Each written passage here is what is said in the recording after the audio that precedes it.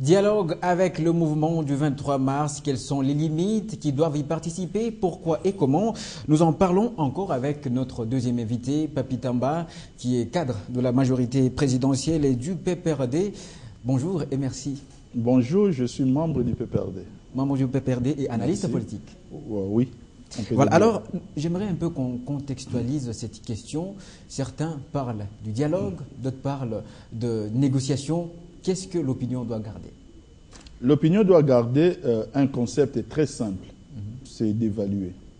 Nous sommes devant une situation où nous savons qu'il y a des accords qui ont été signés. Aujourd'hui, il y a un groupe qui revendique pour dire que ces accords-là n'ont pas été respectés. Oui. Alors il faut maintenant s'asseoir pour évaluer. Et les termes deviennent très simples. Alors, lorsque le gouvernement congolais ne s'engage qu'à dialoguer avec le M23 pendant qu'il y a d'autres groupes rebelles de la région avec lesquels le gouvernement a pu signer des accords en 2009, ne pensez-vous pas que ça risque de créer une implosion au niveau du Kivu? Non, mais c'est ce que je suis en train de dire. Il faut faire observer que l'accord de 2009 visait entre 22 ou 23 groupes rebelles. Aujourd'hui, il y a une dissidence des gens qui viennent avec une certaine supercherie. On n'est pas naïf. Mais vous savez, dans la vie, il faut toujours suivre les choses jusqu'au bout des choses. Permettez-moi la tautologie. Oui. La RDC, avec les pouvoirs du chef de l'État, c'est-à-dire la politique qui est mise en place, plaide la bonne foi. Parce que nous plaidons la bonne foi, au niveau de la région, nous sommes en train de renverser certaines tendances. Les rapports et même les regards de la communauté internationale changent. Hier, quand nous avons négocié en 2009, il y avait un prétexte qui existait, qu'on avait vidé.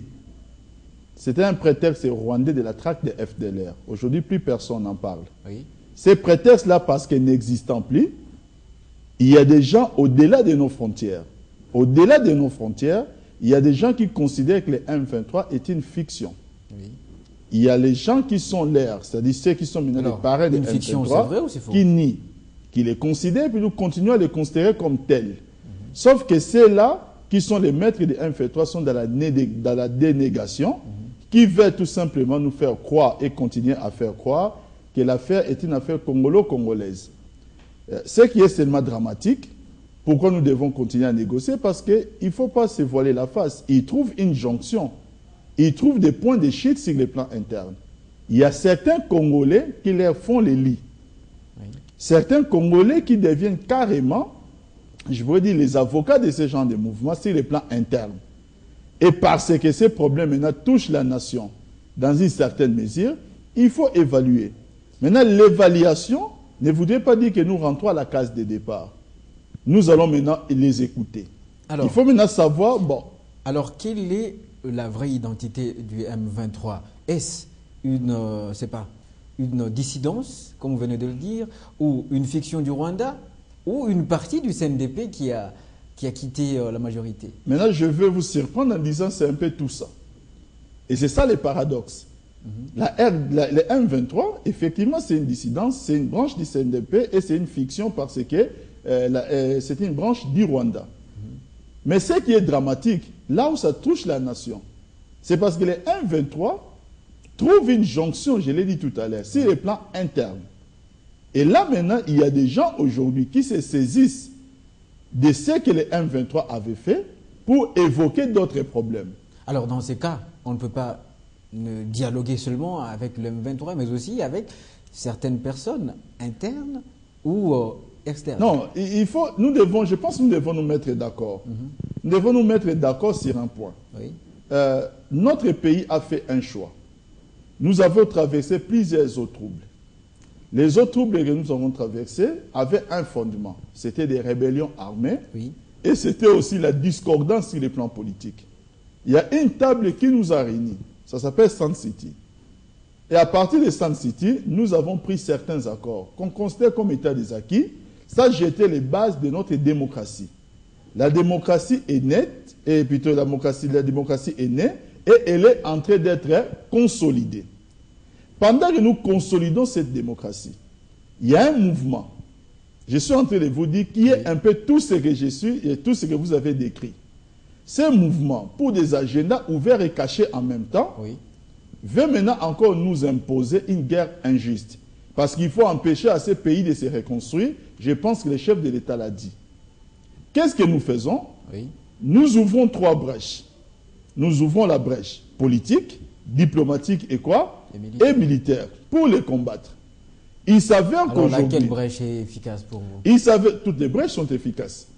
Vous savez, il y a une chose que nous devons aussi considérer. Et ça, les Congolais, des fois, je pense que nous avons toujours envie d'avoir une mémoire courte. Avant la menace de la prise de Goma, oui, 4 jours auparavant, nous avons vu la force de frappe de nos FARDC qui ont même tué puis entre 102 à 103 éléments du M23.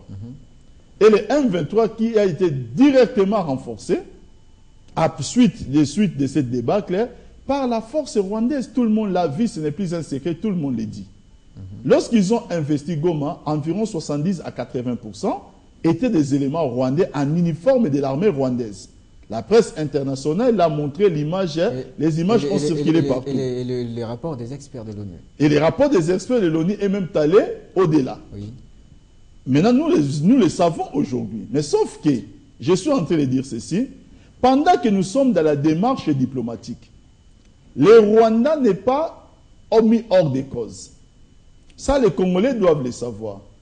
L'implication du Rwanda et de l'Ouganda a toujours sa place aujourd'hui au niveau de la chaîne de condamnation. Alors, parce que...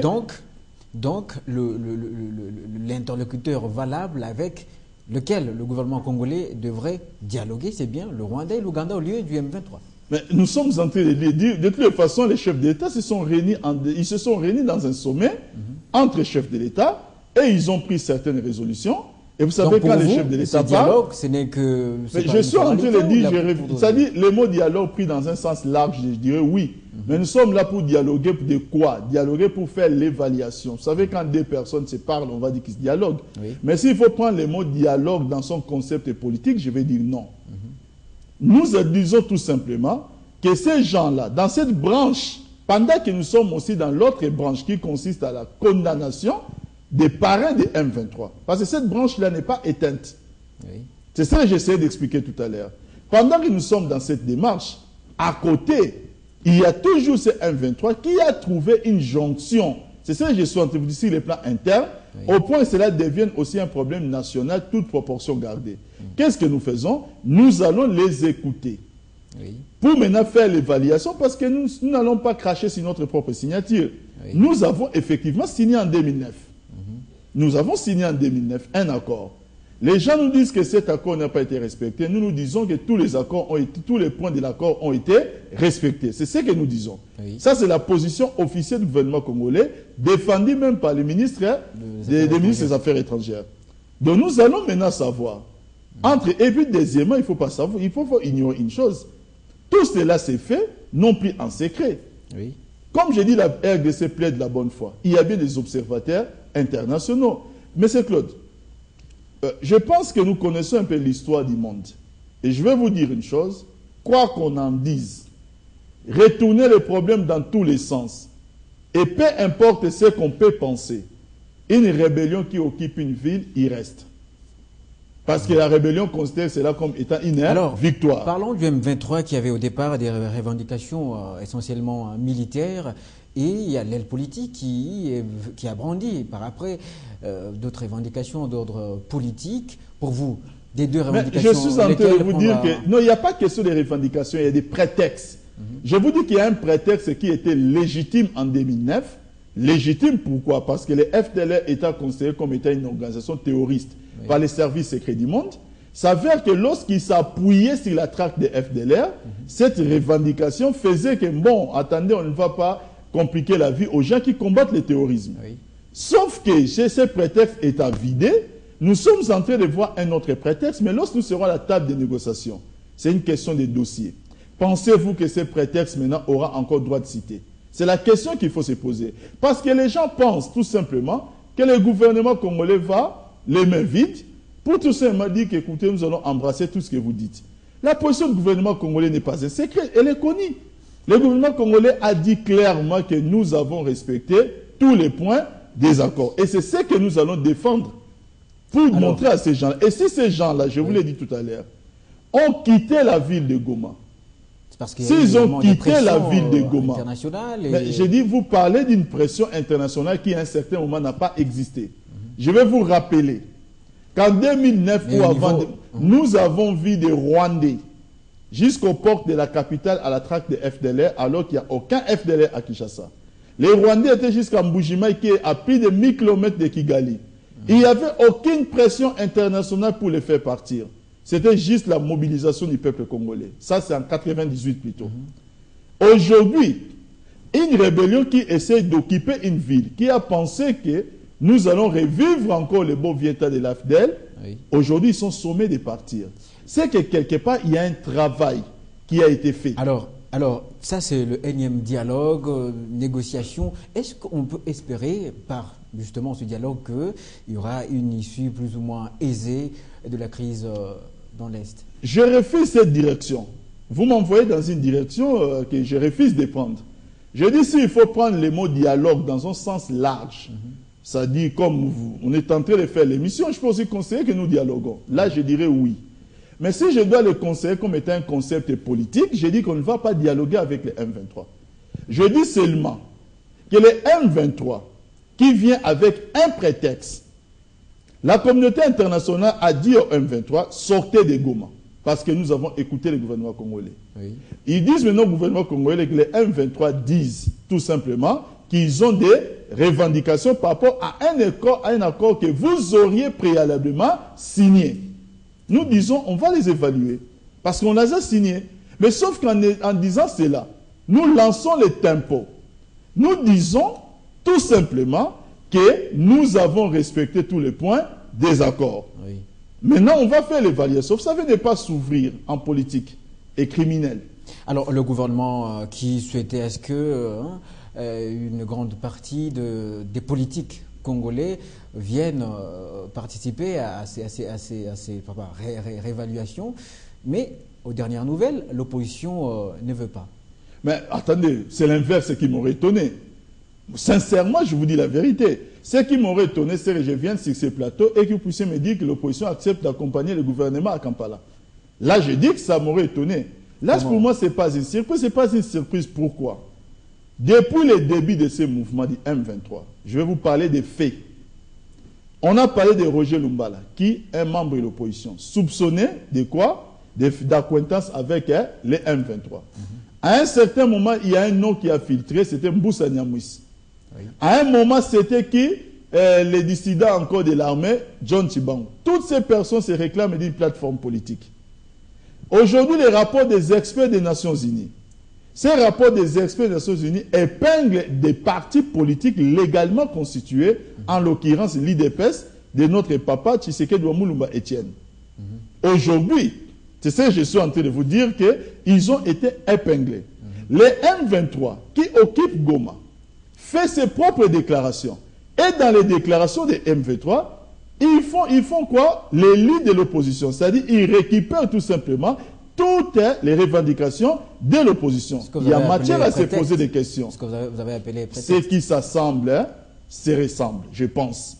Donc, c'est-à-dire des personnes qui revendiquent les mêmes choses dans la vie doivent avoir peut-être des points qui doivent les unir. Sinon, on ne revendique pas les mêmes choses. Alors, c'est ça que je suis en train de vous dire, c'est ça qui m'aurait étonné. Aujourd'hui, au moment où tous les Congolais devaient se réjouir qu'un groupement rebelle, armé, quitte une ville, sans qu'il y ait une seule mort supplémentaire de la part, de la part des Congolais, c'est-à-dire qu'ils ne puissent pas avoir un crépitement d'armes. Alors, mais l'opposition a opposé une fin de non-recevoir à cette invitation du M23. Comment peut-on encore dire qu'il y a des accords? Je vous dis que je vous ai parlé des faits. Quand je parle d'un parti politique de l'opposition, ce n'est pas moi qui l'ai dit. J'ai dit que c'est un rapport des experts du Conseil de sécurité. Ce n'est pas l'humble Papi Tamba qui l'a dit. Quand je parle de Roger Lumbala, ce sont des faits. Maintenant qu'on fasse une déclaration politique, vous savez, les politiciens, les politiciens congolais nous ont habillés avec des mascarades. Permettez-moi de vous dire qu'en 1965, 6 jours avant les renversements, avant le coup d'État du président Kassavubu, on voyait encore le général Mobutu à côté du président Kasavubu en train